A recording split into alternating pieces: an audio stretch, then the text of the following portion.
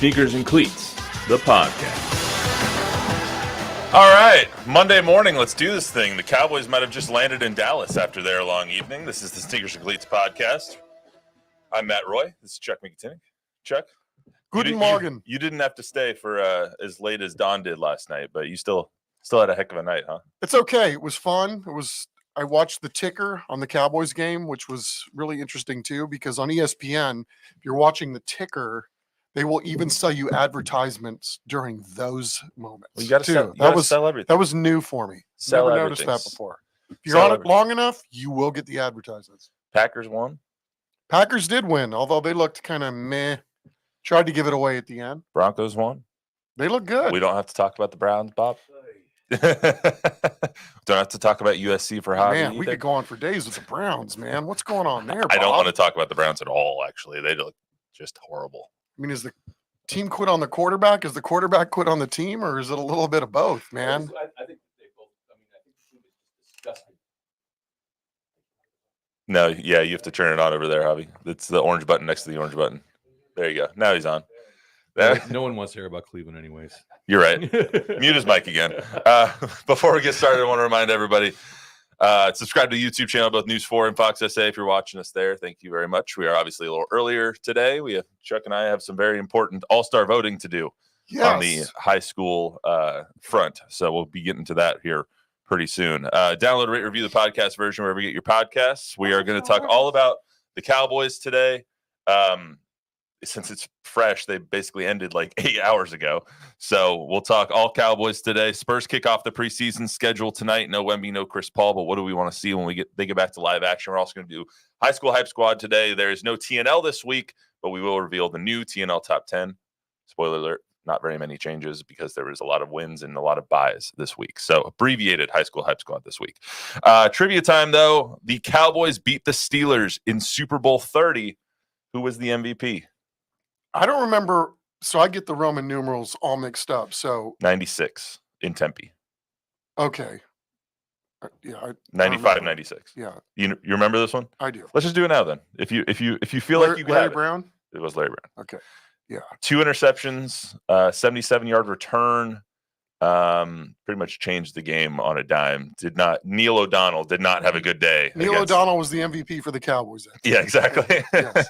In Tempe, which, by the way, also got a win, forks up, against Kansas this week, 4-1. I'm not saying, I'm just saying, might be really good. Actually, might be okay. They play Utah this week, so they're not gonna have a good week. I don't know, man. That's it's hard to joke your way to 4-1. I mean, give your team props. Their win-loss total at the beginning of the season was 4.5. So might smash the over, might make a bowl game. Very nice. They're doing a good job there, obviously. I'll take that. Kenny Dillingham is doing a great job there. So anyway, Cowboys beat the Steelers 20-17. Dak Prescott throws a game-winning touchdown pass with 20 seconds left, just one play after avoiding catastrophe. It seemed like they were avoiding catastrophe all game, and like really, when you lose the turnover battle 3-0 and you get a field goal blocked and you almost fumble on third down was it third down or second down when Rico fumbled? I don't remember. When you're going in second down, thank you.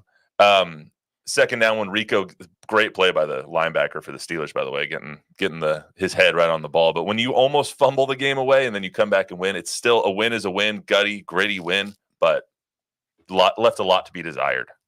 For sure, in a lot of ways, right? But I mean, if you look at the stats, I mean, oh yeah, it was complete and utter domination. But you know, that first Dak pick, I'm still trying to figure out what the hell happened there. It's like there was a guy right in front of his face that he had to have seen, and there was a guy over the top.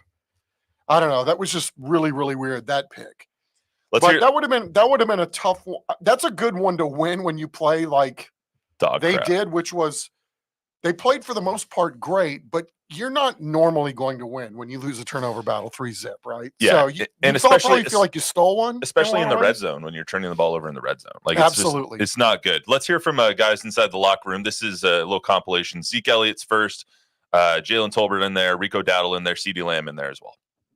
Yeah, we needed it. You know, we know when it comes down to it, Forrest gonna be there for us, and so that's exactly what it was. Once they called the timeout, I knew I had to go back in the game. My team needed me. That's the moments that I work hard for. I wasn't going to be out in that moment. So no matter what, I was going on the field. And like I said, I knew the play call. I knew the options that were available on the play call. I knew the coverage that would run. All I had to do was get through clean and make a play. And like I say, that's what big-time players do in big-time moments. When the ball comes your way, your team's counting on you, you make plays. Felt good. It was just, like I said, the whole time, just all about finding the rhythm. And I think we found our rhythm today and stuck with it. And it was able to show out there. Linemen making holes, and we was able to pound it down a good Pittsburgh run defense. So everybody's calm, everybody's composed. I mean, we understand what we got to do. Got to go put the ball in the end zone, and that we did. Yeah, it shows the type of team we have. The work we put in, I already knew that, but I think we showed the world tonight what we were capable of doing and what we're capable of doing. And like I said, I love going to war with these guys. We showed grit, we showed integrity, we showed everything that we needed to show. And came on the road and got a hard-fought victory, 3-0 on the road. So we just got to keep building on it. You said it right there, 3-0 on the road now, Chuck. It wasn't the prettiest game, but they got the win. It wasn't the prettiest game, but they did get the win. I mean, it still makes you scratch your head that they've been so bad at home.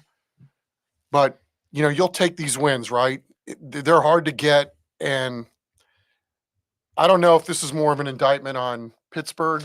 I was just about to ask you that. Is this a bad Steelers or a good Cowboys? Because I think if the Steelers had any semblance of offense, they would have won this game. But I mean, credit Dallas's defense for stepping Amen. up. Stepping Sure. up, they only allowed 92 yards rushing to a power rushing team. You're down a lot of defensive linemen. DeMarcus Lawrence, Marshawn Nealon got hurt in this game. Micah Parsons out in this game. Osa Odigizua was getting double teamed all night long. So credit the Cowboys D-line for stopping the Steelers. But if the Steelers could throw the ball a lick, they would have won this game. Yeah, I mean, hats off to the Cowboys DBs last night. And again, mixing and matching. What a masterful job Mike Zimmer and the coaching staff did with getting that defense ready to go. And, Agreed. you know, next man up mentality. I mean, if you would have told me that the Steelers would have only had 17 points at the end of that game, I would have thought the Cowboys would have won by, you know, more than 3 points. That's for sure. So well done, Cowboys, on that side of the ball in particular. To that point, though, I guess the turnover battle was 3-1 because of the pitchy woo fumble at the end, as Scott Van Pelt likes to say. But if I was to tell you that the Cowboys lost the turnover battle 3-1 and we're going to have a blocked field goal, you would have said they lost this game. 100%. 100 times out of 100. And the fact that they didn't, especially on the road. The fact that they didn't huge, especially with where their injury situation is right now, which is not good at all. Especially Marshawn Nealon goes down this game. We don't know how long he's going to be out for. Tyler Guyton gets hurt in this game. Don't know how long he's going to be out for, or what the severity of that injury is going to be going forward. So to win this game, to get to 3-2, to welcome the Lions into town this week, it's big because I just going to chalk it up as maybe a loss right now. You go into your bye 3-3. You have San Francisco coming out. You need to get healthy in the bye. Yeah, I mean, San Francisco's banged up too. I mean, if we're looking ahead, so I don't know that there's a decided advantage. They just lost to the Cardinals, so right. I don't know that there's a decided advantage there. So let's see if they can win a game at home. You know, if they do, then they're feeling probably pretty good about themselves going into the bye, and then coming out of the bye. You would think they're going to get at least one or two of those guys back by then. So let's see. But that's why last night, stealing that game at the end was, you know, again, huge play, 4th and 4. And Jalen Tolbert got, how do we say that on a podcast? He got hit in his no square. Okay. He got hit in the place where the cup normally goes, but they don't wear cups in football. That maybe they should on a, you know. Hey, just ask Tyler Smith where he got hit. Yes. Quote of the week, I believe. Quote of the week, hitting his MF and nuts. Okay, you said it. I mean, we can say nuts, can't we? No, we can't say nuts. Well, too bad. Anyway, so yeah, Jalen Tolbert gets hit below the belt on the 3rd down. They call a timeout and didn't put him back in. Then the Steelers called a timeout, put him back in, and the rest is history. But I tweeted this last night, and we'll hear from Dak and Matt right now. That's the play that your $240 million quarterback has to make. If you're going to pay Dak Prescott $240 million over the next 4 years, that play needs to happen, and he made it happen. So I don't know whether – I don't want to take anything away from him because he made the play, and it was fantastic.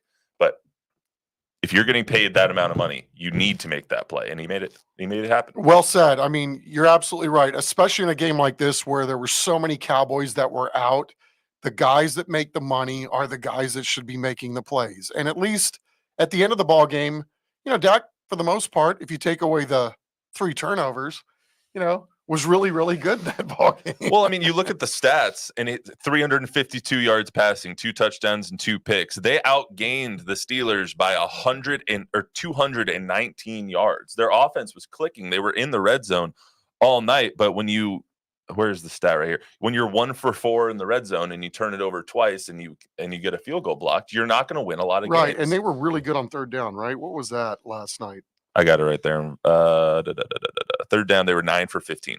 That's pretty damn good. I mean, that's how you win a game where you turn the ball over as much as they did. Yeah, let's hear from Dak and Mac real quick before we talk more. It's interesting. We put a lot of time into the last play of the game. Frankly, the history of playing this team, it always comes down to the last play of the game. So I just thought our guys just held their composure, just kept playing. It was a different surface, just because of the weather and the moisture. We knew the ball was going to be alive. And it was, certainly for us at times. But yeah, I just think the resiliency of our football team was on display tonight. Just look at the whole game. When we weren't scoring or we weren't doing what we needed to do, it was on us. It was on me. Whether it be fumbling on the sack early in the game in field goal range in the red zone, whether it be throwing the interception right before half, and then again when we're up 3, getting the penalty backing us up, and then that interception. Other than those, we're able to move the ball and do what we wanted. So yeah, there was never a doubt in my mind. I don't think it was a doubt in anybody in that huddle. No, there wasn't, and on the sideline. And we're just able to, even as I said, getting down there, not converting, whether it be the run I had, Rico trying to go over the top, or the throw right there on the third down. Coach always says if we have time or downs, we give ourselves a chance, and we're able to capitalize on it. Yeah, they had time and they had downs, and they capitalized on it for sure. Per the Elias Sports Bureau, Dak Prescott's touchdown to Jalen Tolbert with 20 seconds left is the 4th latest go-ahead score in team history. So the other 3, Romo to Witten in 2015 with 7 seconds left, 1967 Reeves to Meredith with 10 seconds left, and 2007 Romo to Witten again with 18 seconds left. So I really liked how they played it at the end. Like I said, I was telling you earlier, I was watching on the ticker, and they had well over a minute left to go, all their timeouts. I just thought this is really good. They're milking the clock, and then I see they're running out of downs at the end. I'm like, okay, well, you need to score at some point. So I just thought overall, how they manage end of game like that couldn't have been. I mean, obviously they could have cleaned some things up on that, but they got the job done at the end. Considering the fact that they fumbled on first and second down on the goal line, I think they could have cleaned a few things up. 100%. Like Dak got really lucky. He ran it down to the 1. He thought he was in for a second, but he ends up fumbling, and that fumble was this close to going out of the back of the end zone, or out of the side of the end zone. Would have been a touchback, and it would have been game over. So got to clean that up. Rico, I'm not going to blame Rico for that fumble because that was a beautiful play. Did you see that? I did not. The linebacker literally flew from 6, 7, 8 feet away, put his helmet directly onto the ball and caused the fumble. It was jumped over the line, and it was just a beautiful play. I saw it and I was like, oh my God. 6, 7 yards out. Yeah. Timed it perfectly. It reminded me of what Troy Polamalu used to do. You would see Troy running in with his hair flowing and just smashing people at the line of scrimmage. It reminded me of that. It was phenomenal. Maybe it was him. Maybe it was. Maybe he channeled his inner Troy. Yes. But where does that leave us now with the Cowboys to you? I mean, obviously they've got a lot of injuries that they have to get healthy.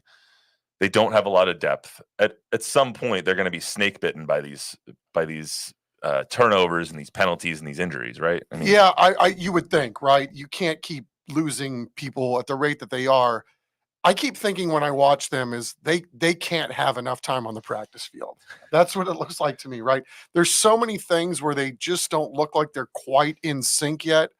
And you would think, 5 weeks into the season, they would be a little further along. But, to your point about everybody being banged up, it's hard to have continuity when, you're already limited with what you can do on the practice field. And then when guys are in and out of the lineup like it is, it's just hard to get things going. But there's something to be said about building equity while you're trying to figure these things out and bagging a couple wins along the way. Yeah, it seems like a lot of times the Cowboys come out slow and then they rattle off 6-7 wins in the middle of the season, and all of a sudden they're 10-4, and you're just like, oh, this team's pretty good.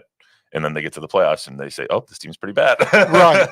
Well, I think that's the one, axiom that's kind of held true with McCarthy, is that he understands and manages the long season, right? And usually he's got a plan for younger players, how they play, when they play. And then, when you start getting to the second half of the season, then you start really working on trying to clean some things up and, make sure that you're ready to go as much as you can be. And more importantly, be as healthy as you can be going into the playoffs. But we'll see if they're able to do that again this year, because I don't remember them losing quite this many guys. Maybe on the offensive line, time hasn't been too fair to McCarthy in the Cowboys era, but this is a lot right now in terms of how many guys they've got banged up. Defense definitely looked better too. They still don't have a pass rush right now, and that's probably because half their pass rushers are injured. Their pass rush is non-existent, and if Justin Fields could throw the ball accurately to anybody that's on his own team, they probably would have been carved up. I want to see that defense against Jared Goff this week and see, okay, are you guys actually improving, or were you just playing the inept offense that the Steelers are? So this will be a different test against the Lions at home, where they're already 0-2. So I'm excited to see that. One other thing on the Cowboys before we get to some Spurs stuff. There was a interesting moment, for lack of a better term, between CD and Dak.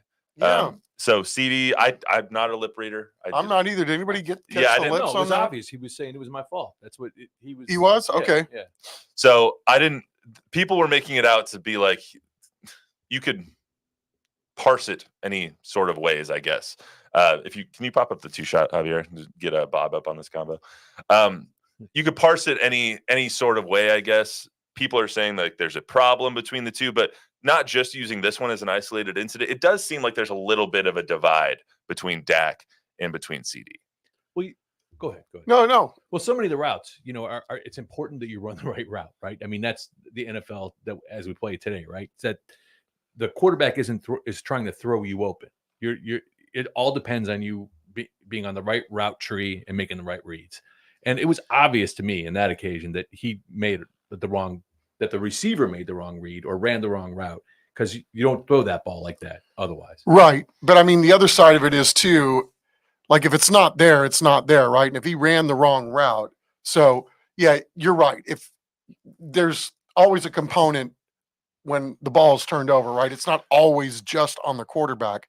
But, does this have anything to do, you guys think, with the fact that they didn't have a training camp together and, It's not gonna help. CD's trying to get it all figured out, but he got his bag though. There's a reason that Jalen Tolbert had 7 catches for 87 yards Right. and the game-winning score last night, and it's because he was in training camp actually getting the reps with him. So I don't know if there's a huge divide going on, and when you have, they're stuck with each other. So you guys are going to have to get over it if there is a divide. Right.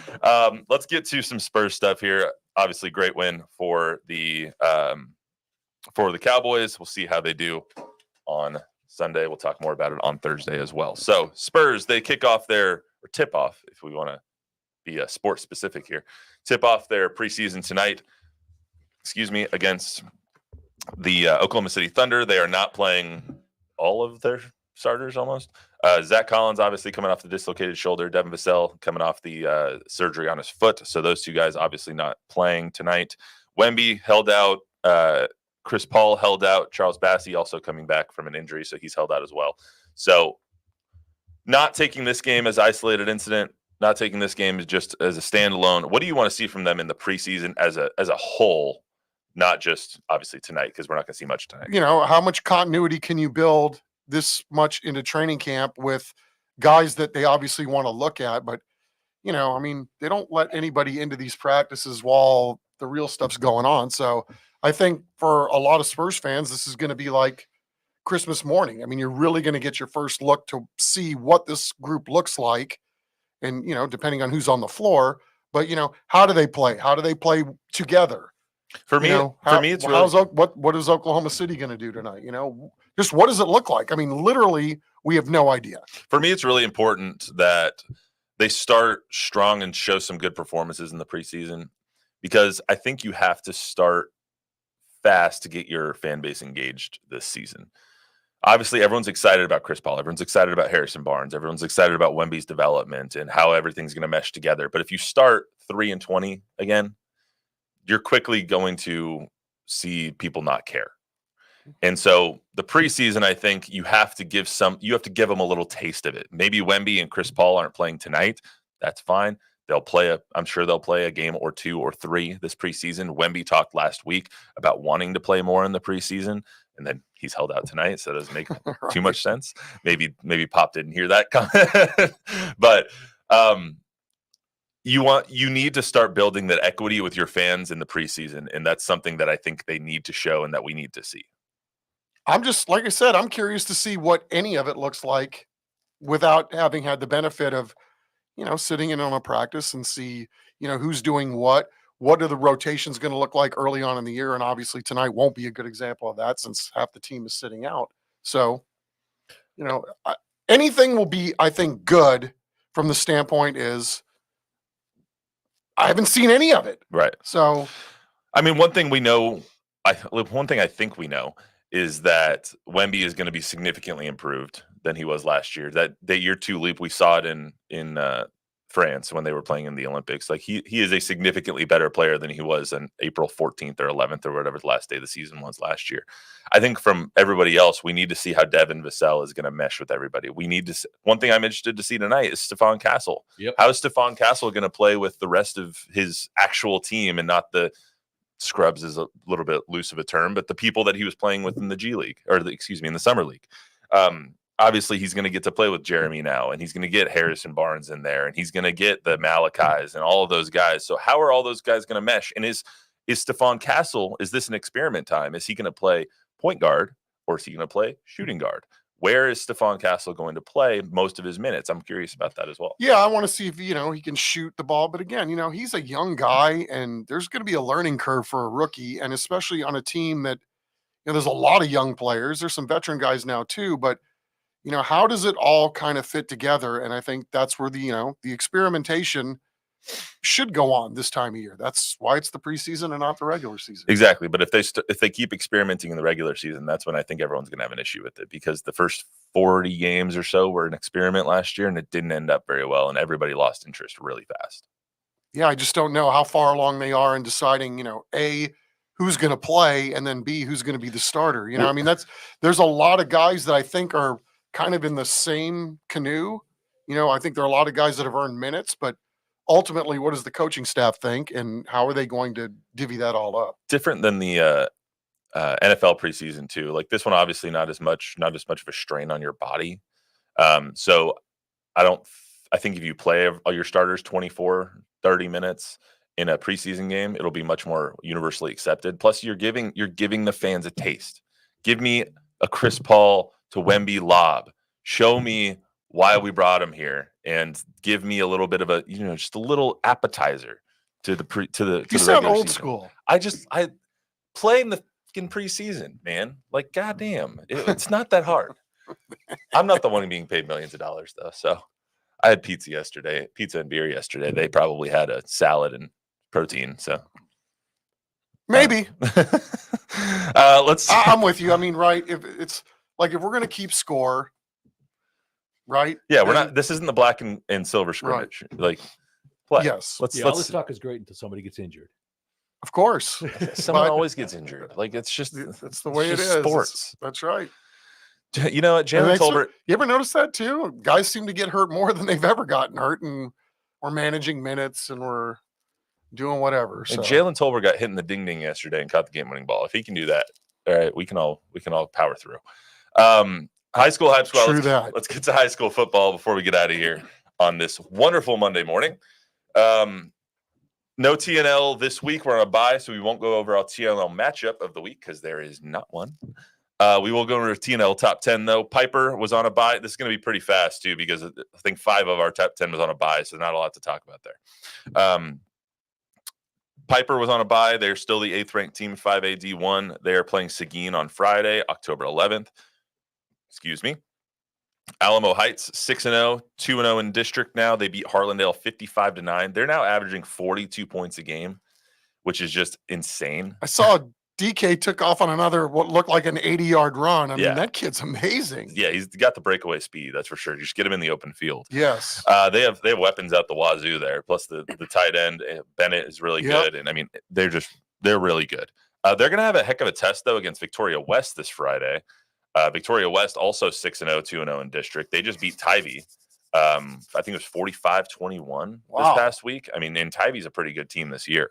So Alamo Heights, they play them at home Friday night at Orem. There has I don't think they've lost a district game at home under Ron Ritteman. So this might be a pretty good test. And we're not even talking about Michael Terry. I mean, what else can you say about Michael Terry? You know, it's all been said. We've said it multiple times. Michael Terry's phenomenal. Well earned. Yes. Steele had a battle against East Central. They won 64-59. This game took 3.5 hours till 11 o'clock on Friday night, much to Javier's chagrin, because I think we were all getting out of here, but we had to wait for that game to finish. And I was just watching Jack's feed because our photographer Jack Green was there. It was ridiculous. East Central instant classic. Anthony Mackey, I think it's Anthony Mackey or Isaiah Mackey. I mess up his first name all the time. The East Central quarterback is a wagon, and it was like 28-13. Steele scored 28 points in the first quarter. It was 40-21 or something like that at halftime. It was 50-33, and you just got a little bit of a sense like, okay, when's Steele going to put him away? They just never put him away. East Central kept scoring, made it 50-45. Then Jonathan Hatton goes in for a touchdown, 57-45. Then Anthony Mackey scores another touchdown, 57-53, and it was just back and forth. You never knew when the game was going to end, and we just kept looking at the clock, and it's like, oh, there's 3 minutes left still. What can happen now? East Central was insanely impressive. So that sure sounds like it. I'm sad I missed that one. I mean, we got all the highlights. I'm going to go back and look. Check it out. Judson is now on deck for Steele, which is always a classic game. Just tell me a little bit. I mean, you've been covering this forever, so tell me a little bit about the rivalry between Steele and Judson. I just keep thinking of all the great players that went through both programs, right? And we were spitballing yesterday, just guys that are in the league now that, Sincere McCormick got called up by the Raiders, after a couple of years on the practice squad. So I just think of the great players, the Caden Stearns of the world. I mean, go right down the list, man. We could sit here for days. Malcolm Brown, but the Judsons and the Steeles. You think about how many guys I have to sit there and try to figure out how many guys made it to the NFL from those two schools. Well, Terrence Steele last night gave the shout out to Steele High School in his Sunday night promo, whenever they pop up the heads. So that was kind of cool. We're thinking that too. I think Terrence Steele is the single greatest NFL earner in San Antonio history. Is he? Well, he will be by the end of this contract. By the end of his contract, yeah. So I'm also curious. Terrence Steele. I'm also curious as to how many people were watching that and they just thought that he made up a high school with his last name. He just Steele High School. What? Anyway, that's going to be a really good matchup. I mean, Mark Soto and Judson are a little bit down this year, obviously, but it's always a fun game between Steele and Judson. And all those kids know each other. All those kids know each other. Yeah. I mean, they grew up together. It's always a good rivalry. I'm sure we'll have a camera there this Friday. So it might even be our game of the week this Friday, but I don't want to speak for Zach Hedrick. Number 4 is Southwest. No change here. They beat Southside 28-zip. Their press box is phenomenal. They played the first game at home since they got their new press box. It's really great, according to Zach. Brennan beat O'Connor. They're 4-1 now, 3-0 in district. They beat O'Connor 45-zip. Brennan, no disrespect to the rest of the teams in that district, but Brennan does not have a hard game left on their schedule. Like they play they play Marshall, then they play Holmes, then they play Warren, then they play Taft, who we saw. Maybe Taft is going to be a little bit of a challenge. Then they play Stevens, I think, who might be a little bit of a challenge just because of the weird offense that they run. Stevens beat Warren, I think, 47-7 this past week. So they're good. We saw them with our own 2 eyes. Brennan's really good. Stevens can be good, and Taft is getting better, I would say. Yeah, Taft is one of those teams you you've been in a fight. I mean, that game we had against Stevens is talk about classic, right? Yeah. John Jay is sixth. No change here at all. They were on a bye last week, 5-0, 3-0 in district. They play Laredo Figueroa, who's 0-6. So I'm just going to assume that Jay wins this week, and they stay at number 6 going forward. New Braunfels was on a bye week. They are 4-1, 2-0 in district. They play Bernie Champion this Friday, 7 o'clock. Taft was on a bye. They play Warren this week, 7:30 on Friday, October 11th at Gus. East Central, we already talked about. They lost to Steele. And I got to give props to Carlos real quick. I give him a lot of crap about this list, but he did a great job this week not dropping East Central out. East Central deserves to be in the top 10. They are 4-2 now. They're 1-1 in district. But if you give Steele a run for their money, just like they did this past week, they deserve to be in the top 10. And I'm very happy that Carlos did not drop them out. Yeah, Carlos, he does an amazing job every week. I mean, given how much there is to manage, not only with the big boy top 10, but the sub, team too. And shout out to some of those teams there that are kicking butt. Randolph 6-0. Somerset. Yeah. Holy Cross. Huge. All huge. undefeated. Absolutely. And then Smithson Valley, number 10. Also, Carlos, don't say I never say anything nice about you now. Yeah, Carlos. Smithson Valley stays at number 10. They were on a bye this past week, 3-2, 0-1 in district. Off that, lost to Piper. They play Wagner, Ranger Stadium this Friday. So that was a blitz through that. It was. I think we got somewhere we have to be. Yeah, we got to go vote on our San Antonio Sports All-Stars. This is one of my favorite days all year. So we're gonna go choose who makes it to what is it? January 7th this year in the Alamo Dome. Oh, 6th, don't pin 7th? me down on a date. That's so next year. All right. Be where your feet are, Matthew. Be where your feet are. I can't. I'm always thinking ahead. All right. I got a rundown to do on Thursday. Yes, you do. That's all we got for you today on Sneakers and Cleats podcast. Remember to download, rate, review, subscribe, give us a 5-star rating, tell a friend, tell an enemy. Go pick up a Bo Nix jersey. He's the GOAT. We'll see you on Thursday.